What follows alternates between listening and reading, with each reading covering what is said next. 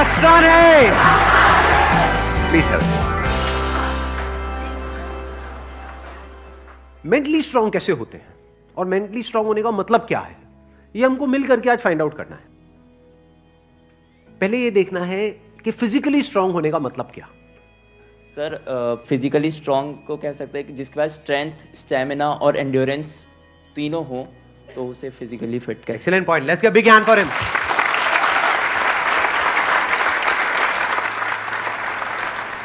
क्या हम ये कह सकते हैं उसकी मसल्स स्ट्रांग हो? हाँ, क्योंकि कुछ भी लिफ्ट करने के लिए, सही। वेट उठाने के लिए मसल्स का स्ट्रांग होना जरूरी है। मसल्स वीक होंगी तो आप नहीं कर पाओगे, हाँ। है ना। जो ओवरऑल स्ट्रक्चर है उसमें बोन्स भी आ गई, मसल्स भी आ गई, वो स्ट्रांग होनी चाहिए। उसको हम फिजिकल स्ट्रेंथ बोल सकते हैं। अभी यही फंडे जो हम फिजिकल में देख रहे हैं, इसी को मेंटली देख करके और फिर समझने की कोशिश करेंगे स्टेप बाय स्टेप कि उसका मतलब क्या। कि फिजिकल स्टेमिना तो हमको समझ आता है कि फिजिकली हम जल्दी ना थके। कोई बंदा है उसने थोड़ा बहुत काम किया एकदम से थक गया तो इसका मतलब फिजिकली स्ट्रांग नहीं है। जैसे बहुत लोग होते हैं, जैसे ही अपनी फिजिकल ट्रेनिंग करते हैं, कुछ भी करते हैं, हल्का सा भी दर्द होता है तो छोड़ देते हैं, छुई मुई टाइप के, है ना। तो बड़ा दर्द हो रहा है, भाई दर्द नहीं होगा तो बनेगी कैसे, है ना। Right sir. तो हल्का सा भी कुछ होता है तो छोड़ देते हैं, एंड्योर नहीं कर पाते हैं पेन को। Yes sir. तो पेन को एंड्योर करने की जितनी हमारे अंदर पावर है उसको हम एंड्योरेंस बोल सकते हैं। सर मेरे हिसाब से फिजिकली स्ट्रांग होने का मतलब ये है कि सबसे बड़ी चीज़ ये है कि बीमारियों से दूर होना चाहिए उसे। अगर मतलब कई बार ऐसा होता है कि हमें फिजिकली स्ट्रांग दिख रहा है पर्सन, बट वो होता नहीं है। यानी कि एक बंदा हो सकता है वो फिजिकली हमको स्ट्रांग बाहर से दिख रहा हो और वेट भी बहुत अच्छा लिफ्ट कर रहा हो, और लेकिन उसकी इम्यूनिटी वीक हो। Yes sir. तो हम कह सकते हैं अंदर से वो बंदा कितना स्ट्रांग है। यानी कि जो भी डिजीजेज हैं, मतलब जो भी बीमारियां हैं, उनसे लड़ने की उसके अंदर कितनी पावर है उसकी बॉडी के अंदर। Yes sir. एक तो फिजिकल पावर, एक है उसकी इम्यूनिटी हम बोल सकते हैं। Yes sir. अब एक एक करके इन पॉइंट को देखते हैं कि मेंटल स्ट्रेंथ में किस तरीके से हम अप्लाई कर सकते हैं। सबसे पहले बात हमने करी फिजिकली स्ट्रांग होने का मतलब क्या, स्ट्रेंथ। मतलब आप कह लो वेट उठाना है। जैसे कहीं हम जा रहे हैं रेलवे स्टेशन पे, यहाँ पे, वहाँ पे, एयरपोर्ट पे, और अगर दोनों हाथ में पूरा भारी भारी पूरा भरा हुआ लगेज है, जैसा हम लोग इंडियंस ज़्यादातर लेकर के जाते हैं, लगेज बंदे से भारी होता है, तो सही है नहीं है। 3-3 बंदे बैठ बैठ करके उसको पैक कर रहे होते हैं घर पे, माँ चढ़ी होती है और साथ में बच्चे भी, बेटा तू भी आ जा, तू भी आ जा, पति का अरे तू क्या देगा, इधर बैठ। सारे बैठे हुए हैं और उसको बंद कर रहे हैं, फिर उसको उठा रहे हैं, है ना। तो कहने का मतलब है कि अगर आपकी मसल स्ट्रांग है तो आप उठा लोगे, एफर्टलेसली उठा लोगे। इसी को तो फिजिकल स्ट्रेंथ कहेंगे। एक है बहुत एफर्ट लगा के आपको कुछ छोटा सा काम करना पड़ रहा है, एक है बहुत बड़ा काम भी आप कर रहे हो बिना किसी एफर्ट के। क्यों? क्योंकि आपकी बॉडी स्ट्रांग है, आपकी मसल स्ट्रांग है।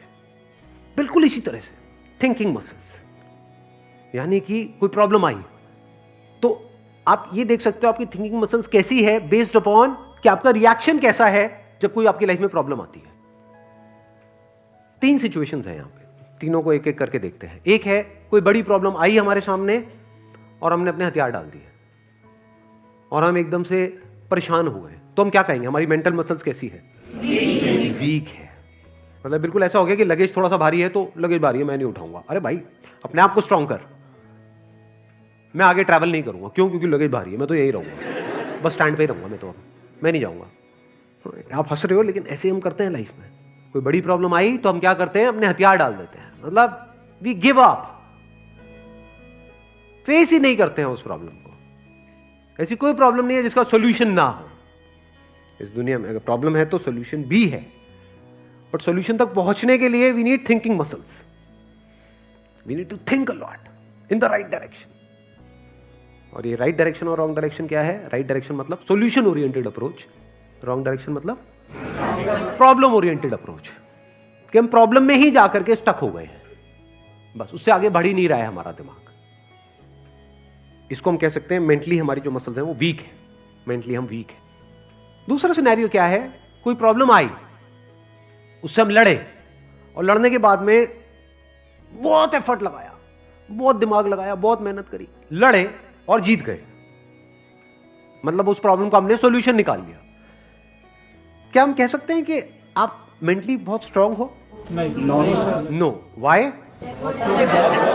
एग्जैक्टली, बिकॉज आपको बहुत एफर्ट लगाना पड़ रहा है।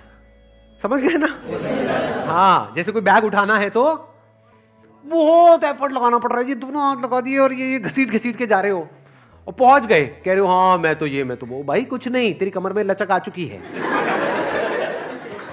The second scenario is better than the first scenario but not as good as the third scenario. Third scenario क्या है? बड़ी से बड़ी भी कोई प्रॉब्लम आई हमारी लाइफ में, हम पहले ही उसके लिए तैयार थे और ऐसे सॉल्यूशन निकल के आ गया। मतलब वो प्रॉब्लम जो दुनिया के लिए बहुत बड़ी है, जिसको देख करके लोग डरने लग जाते हैं, वो प्रॉब्लम आपके सामने आई, ऐसे सॉल्यूशन निकल गया, एफर्टलेसली काम हो गया। यानी एक बैग आपके पास में है 50 किलो का, ऐसे उठा लिया हल्के में। मतलब लोगों को देखने में लग रहा है कि अरे बैग तो बहुत हल्का है। बैग हल्का नहीं है, उस बंदे में दम है।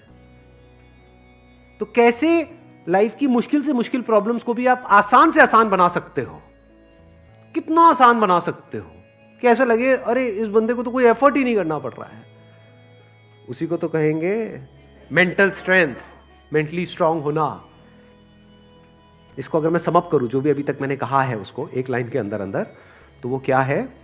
एक कैटेगरी होती है लोगों की जो सिंपल से सिंपल प्रॉब्लम्स को भी कॉम्प्लिकेटेड बना देते हैं अपने माइंड में। 99% लोग ऐसे ही हैं इस दुनिया में। सिंपल सी प्रॉब्लम है, कुछ भी नहीं, उसको भी इतना कॉम्प्लिकेटेड किया हुआ है जैसे पता नहीं क्या हो गया, हवा बना दिया है पूरा का पूरा। और दूसरी कैटेगरी होती है लोगों की, ऐसे बहुत कम लोग होते हैं, वही होते हैं जिन्होंने एक्चुअल में काम किया होता है अपनी मेंटल मसल्स के ऊपर। वो कौन होते हैं? जो कॉम्प्लिकेटेड से कॉम्प्लिकेटेड प्रॉब्लम्स होती हैं उनके सामने, जिसको देख करके ही बंदा कहे अरे यार ये तो बहुत कॉम्प्लिकेटेड है, उसको भी सिंपल बना देते हैं। जैसे फॉर एग्जांपल आपकी कोई रिलेशनशिप है किसी के साथ में और वहां पे बहुत क्लैशेस चल रहे हैं, बहुत मेजर कुछ इश्यूज हो रहे हैं। एक तो ये आपस में हम लड़ते मरते रहे कुत्ते बिल्ली की तरह, जैसे ज्यादातर घरों में होता है। उसका कोई सोल्यूशन निकल पाएगा कभी भी? नहीं। तो हमें क्या करना होगा? समझना होगा इस रिलेशनशिप में प्रॉब्लम है क्या। अज्यूम नहीं करना है पहले से कि प्रॉब्लम उसमें है या प्रॉब्लम मुझ में ही है। ये भी एक विक्टिम मेंटालिटी होती है, मेरे में ही कमी है, वो तो सब सही है बस मेरे में ही कमी है जी। ये भी बड़ी गंदी मेंटालिटी होती है, विक्टिम मेंटालिटी। या फिर तुझ में प्रॉब्लम है, मैं सही हूं तू गलत है। तो पर्सन को ना देखा जाए कि वो या वो, प्रॉब्लम को समझा जाए। प्रॉब्लम एग्जैक्टली क्या हो रही है रिलेशनशिप, वो जो क्लैश हो रही है उसकी जड़ क्या है, उसका कॉज क्या है। अगर वो हमको समझ आ जाता है बारीकी से, तो क्या वो प्रॉब्लम जड़ से ठीक नहीं हो जाती? और अगर हम उसको ना समझे और ऊपर ऊपर से ठीक करने की कोशिश करें, क्या वो कभी भी ठीक हो सकती है? कोई भी मिल करके क्या उसको ठीक करवा सकता है उस प्रॉब्लम को? जैसे दो लोगों के बीच में प्रॉब्लम हो रही है, कोई तीसरा आ जाए उनके बीच में मीडिएटर बन करके, मैं सॉल्व करवा दूंगा तुम्हारी प्रॉब्लम, तो कुछ देर के लिए तो समझौता करा सकता है, लेकिन अगर परमानेंट उसका सोल्यूशन चाहिए तो वो कैसे होगा? या तो दोनों को या दोनों में से किसी एक को बारीकी से समझना होगा नेचर ऑफ प्रॉब्लम क्या है। And that could be very simple. समझ गए? मतलब लगता क्या है, ये स्पेशली जो रिलेशनशिप्स की जो प्रॉब्लम्स होती है वो बहुत ही कॉम्प्लिकेटेड होती है, एक्सट्रीमली कॉम्प्लिकेटेड। समझ ही नहीं आ रहा था क्या करें क्या ना करें। कई बार होता है कि बहुत ही सिंपल होता है उसका सोल्यूशन। अगर मान लो मेरी किसी के साथ में रिलेशनशिप है, उसमें कोई प्रॉब्लम हो रही है, तो उसको बारीकी से ऑब्जर्व किया, अच्छा प्रॉब्लम हो क्यों रही है और इतनी बड़ी प्रॉब्लम क्यों हो रही है, उसकी जड़ क्या है। तो जब जड़ तक गया तो मैंने देखा कि अच्छा मैं कुछ इस तरह से बोलता हूं जहां से पूरा खेल शुरू होता है। अगर मैं ये ना बोलूं तो, और इसकी जगह ये बोल दूं तो क्या खेल अलग डायरेक्शन में नहीं चला जाएगा? दोनों का अंडरस्टैंडिंग होना बहुत जरूरी है। आप कह रहे हो दोनों की अंडरस्टैंडिंग होना बहुत जरूरी है। हाँ जी सर। ध्यान से समझना, अब ये प्रॉब्लम ओरिएंटेड अप्रोच है, सॉल्यूशन ओरिएंटेड अप्रोच है? ये प्रॉब्लम ओरिएंटेड अप्रोच है जिसका कोई दुनिया में सॉल्यूशन नहीं है। ये बिल्कुल ऐसा है कि सरकार को तो अपना काम अच्छे से करना चाहिए। ये जो चाहिए है ना, ये हम इंडियंस की नस नस में दौड़ रहा है। सड़कों पे सबको अपनी गाड़ी ढंग से चलानी चाहिए, रेड लाइट पे सबको रुकना चाहिए, ये होना चाहिए, वो होना चाहिए, यहाँ पे सफाई होनी चाहिए, दोनों को एक दूसरे को समझना चाहिए, जो कभी नहीं होगा। तो क्या हो सकता है, इसका सोल्यूशन क्या है? ये हो गई प्रॉब्लम ओरिएंटेड थिंकिंग कि हमारी लड़ाई की जड़ क्या है, मैं तो उसको समझता हूं वो मुझे नहीं समझती। समझ गए ना? आ गई ना प्रॉब्लम। जबकि सोल्यूशन क्या है? मुझे ही समझना है, खत्म।